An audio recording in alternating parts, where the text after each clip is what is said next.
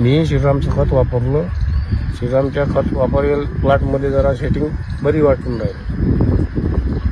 समोर धुऱ्यापेक्षा समोर जरा ज्यादा सेटिंग आहे. एका झाडाला 4-5 फळं सध्या प्लॉट पूर्ण आता तुम्हाला दिसूनच राहिला. पूर्ण हिरवागार प्लॉट आहे. खताचा फरक थोडा जाणवतेच. 19 याच्यात माझी 2 कॉक आहे मला.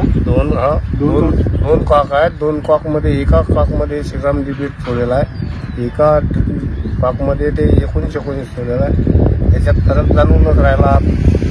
श्रीराम डिबीटचं जरा कच्च भरलेला आहे व पतलं वाटून राहिला थोडा. डिबीट वापरल्यामुळं मला उत्पन्न चांगलं यायची आशा आहे आणि येतेच. कारण फरक जाणवतेच.